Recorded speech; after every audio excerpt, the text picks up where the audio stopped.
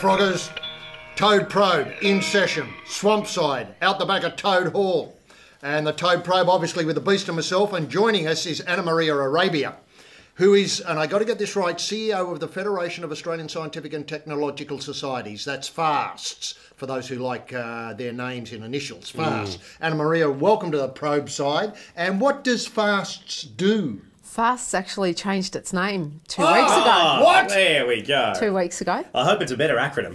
It is now Science and Technology Australia. And Science and Technology Australia represents scientists across disciplines across the country. Right. And how many members would you have? Over 68,000 scientists are part of our team. And when you say represent them, what do you mean sort of industrially, like get better wages or... No. Not in the sort of union sense. There's lots of issues that affect scientists, policy issues. Death threats. Sometimes there are death threats that affect scientists, but all sorts of things. Funding is the obvious one, skill shortages, and we try and give them a voice in Canberra particularly. Where to get your coat dry cleaned, that is Lab pretty coat, hard. dry cleaning. Lab coat, yeah. Difficult. Now, you also head up a Respect the Science campaign. Indeed. Now, a number of the people we've had on the Probe have flagged a disjoint at the moment, especially when it comes to climate science, between the general public, for want of a better way of describing them, and the scientists. And a dramatic gap has been developing over the last few months as the carbon tax has been proposed. What's the history of this? Is this the worst it's ever been? No, I think there's probably been times in the past where with controversial issues that are complex, difficult to understand and really open to a bit of scaremongering, you do get a bit of an attack on scientists. One of the obvious ones would be vaccination, immunisation of children. So that's one that often gets differing views and a lot of people trying to scaremonger, and the science isn't necessarily respected all the time. Is that because you guys have got too many facts? We might have too many facts. That's a big problem. There's an overwhelming number of facts, and sometimes that's confusing.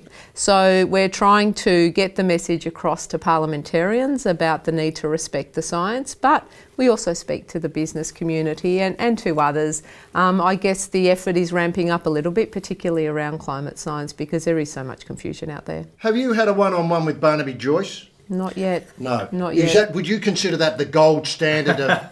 success in the report? Anna Maria's talked to Barnaby Joyce, you beauty, we're getting somewhere. Look, I think it's really important to speak to people of all political persuasions, and I know some are more vocal than others, but it's really important to respect the science and really important that science is made or communicated in a way that's understandable. That's not always the case. Other commentators in your area have suggested that conspiracy is a big problem in this area, that people think that scientists in some way are ganging up on them to get their evil way. I produce people with bolts through their heads and stuff like that, There has been a bit of a accusation of groupthink, that all scientists get together and they all have one point of view. There couldn't be anything further from the truth. They all get together, read each other's papers, approve what they're writing. God, test their ideas, test them again, and come to the same conclusion. Gee, that's right. Speaking of bolts, one of your critics is Andrew Bolt, who suggests and I've got to get his words right, you're heading up a mouse conspiracy and need you to pull your head in. Is there any truth to this allegation that, the Maoists are somehow working their way into the scientific community with too many facts?